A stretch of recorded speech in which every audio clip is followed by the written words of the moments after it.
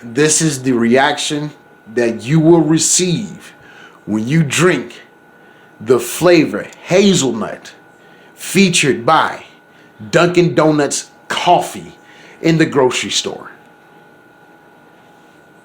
It's really hot. Is it still hot? You don't have to drink it if it's hot.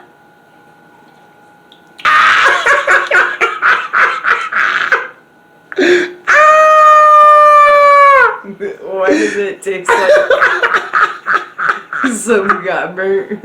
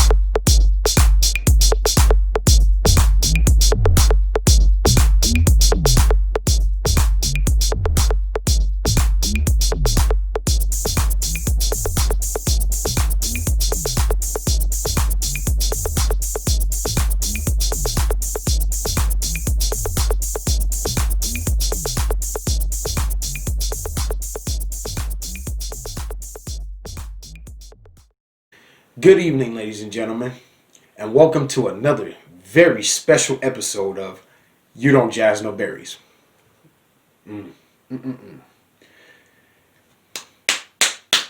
Rah! Dripped up tonight, and I am the host, the Impact Player, and with me, on my left, is Miss Lady K, and like I said, on tonight's very special topic is, should we drink it? We're going to cover a few beverages like bottled water versus tap water, diet soda versus regular soda, and other beverages such as sweet tea, energy drinks, so on and so forth, and what effects it has on your body. At the end of the episode, we hope you'll be more informed to the episode. Should we drink it? Well, this is a topic that I've really been wanting to talk about. So, I'm Lady Karus, and I'm here today just to start you off with the topic of bottled water versus tap water. This is definitely a topic we should all be interested in. And I know everyone doesn't drink bottled water, but even if you do or you don't, what's safer to drink, bottled water or tap water? A majority of people like an ice cold cup of water, but most Americans don't know what's in their drinking water, and they're not concerned with the contaminants. On the other side, there are some people that do worry about the contaminants and drink bottled water, believing that it's filtered better. There's also a lack of communication from bottled water companies about what's actually in the bottled water that we drink. And this happens regardless if it's tap water or bottled water. So first, let's start by going over some of the statistics about tap water. A majority of the U.S. population say they drink tap water about 71% of the time, and about 12% say they never drink tap water at all. Higher income households making more than $80,000 a year are more likely to drink tap water at least 75% of the time. And they're less likely to worry about what contaminants are in their drinking water. 53% of lower income households making under $40,000 a year are more concerned about contaminants. There is a large gap between consumer knowledge and action, which means most people believe one thing, bottled water is better than tap water, but I don't think we have been properly educated on the subject. Some Americans may be concerned, but they don't take the steps that are needed to properly educate themselves on the subject. Some Americans may be concerned, but they don't take the steps to have a better understanding of what's in their drinking water and purify it if needed. I hope we can bring you some insight today so you can make an educated decision on what you drink. From a survey taken by NSF International, which is a global public health and safety organization, they managed to survey 1,106 Americans, and about 1/3 of those individuals don't seek out information about the elements found in their water. This is about 31% of the applicants who have well water and about 35% of those who use a municipal source such as city water. The population that doesn't know what contaminants are in their drinking water are much lower among the millennial population, lower income households, and single parent households compared to any other groups. 2/5 of the individuals do not take any steps to purify their home drinking water. The most common filtration systems are built-in refrigerator filters and water filter pitchers. Most people say they use the filtration system they have because it came with their home or fridge they bought. And only about 8% of the applicants that do filter their water are actively looking for third-party certification on their water filters. Man, that's some crazy facts that you had in the first verse about tap water. I mean, it gives you a cause of pause, and maybe we should even drink this stuff, you know. But let's talk about some things that can be found in today's tap water in modern day society. A lot of treatment plants are contaminating your water source, even mine, with small dosage of chlorine to kill parasites and viruses that can be found in natural water sources. If a person has long-term exposure to chlorine, it can have harmful side effects. For an example, for females out there, I'm very sorry, but for pregnant women, you can have a miscarriage and other birth defects for your children. The only way to prevent this is to have a straight up carbon filter, city softener, reverse osmosis done to your house. Another contaminant that could regularly be found in today's water is lead. Water facilities strip out all traces of heavy metal, but with homes built before 1975, they are more likely to have lead pipes that are leaking into your water sources. Let's take a closer look at that real quick. So all homes between 1975 will have lead buildup because I don't think reverse osmosis has been done to them. And with the lead buildup, it may leak into your water source every time you turn it on. Man, that's kind of crazy. Even a small amount of lead in your drinking water can cause irritability, amnesia, and in some cases nerve damage. If lead is present, then the whole house need, like I said, reverse osmosis done to it in order to prevent you from drinking lead in your water sources.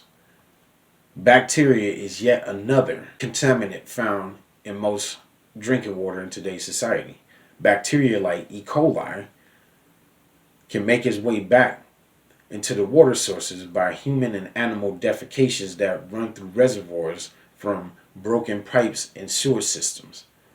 A harmful effect of bacteria in tap water can cause stomach bugs spawning from waterborne bacteria. The only way to prevent this is to use chlorine injections or a UV light designed to kill microorganisms. The last major thing found in drinking water are hormones and drug byproducts. Traces of prescribed as well as over-the-counter drug medicine can be found in your urine and eventually can make its way back into your water system. So, let's take a look at that real quick. Due to the fact that we have broken reservoirs and sewer systems, since, let's say, I pop a pill and I'm sweating, woo, so to speak, or, I got my lean and my syrup or whatever, or the case, or let's say, I'm playing the game correctly and, let's say I got a headache or whatever and I take a ibuprofen, Advil or some shit, Benadryl,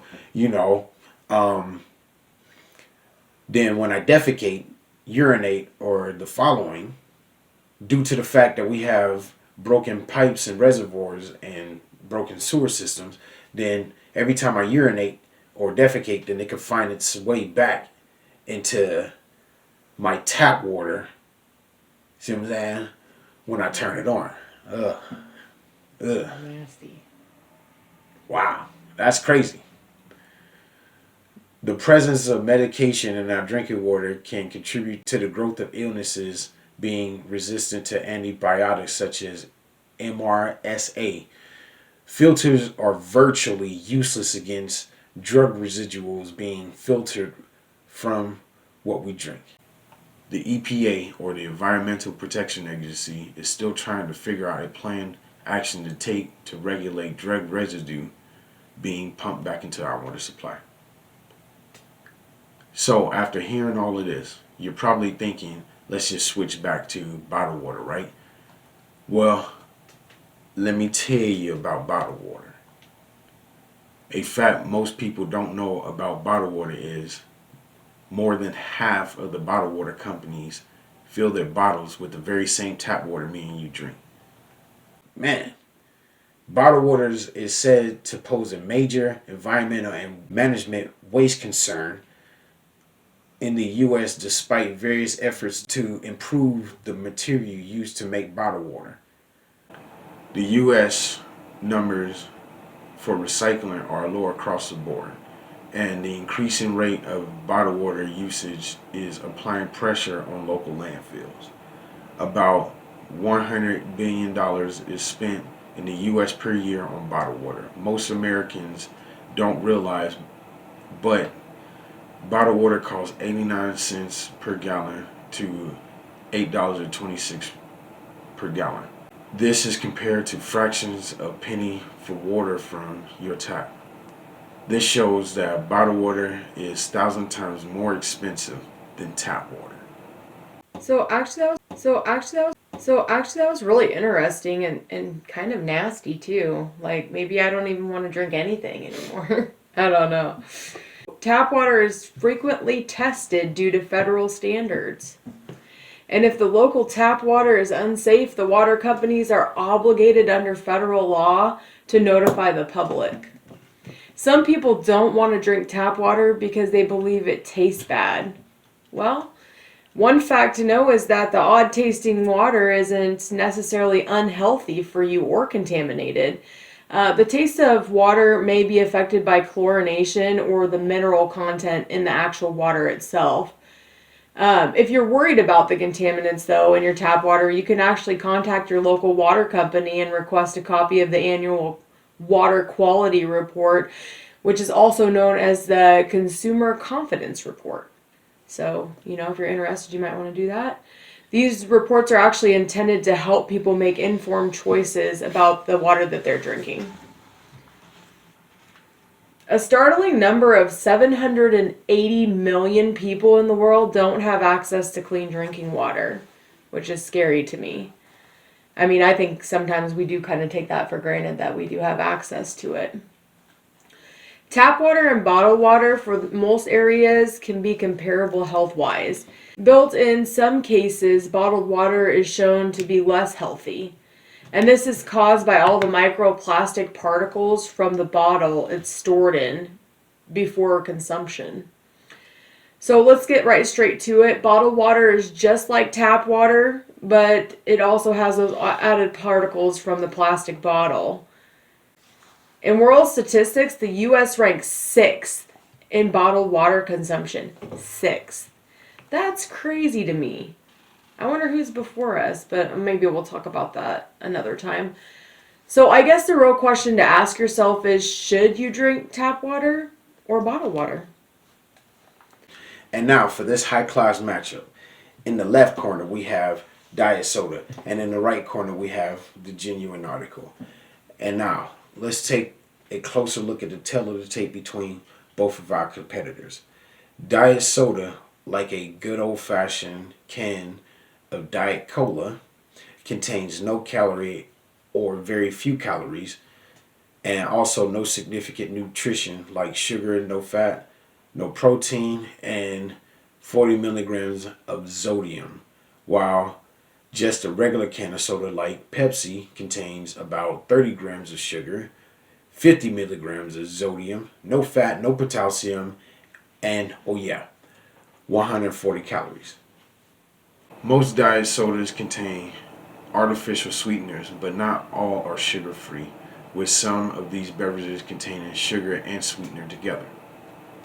Researchers found that just one serving of artificial sweetened drink per day is associated with 8 to 13 higher risk of type 2 diabetes.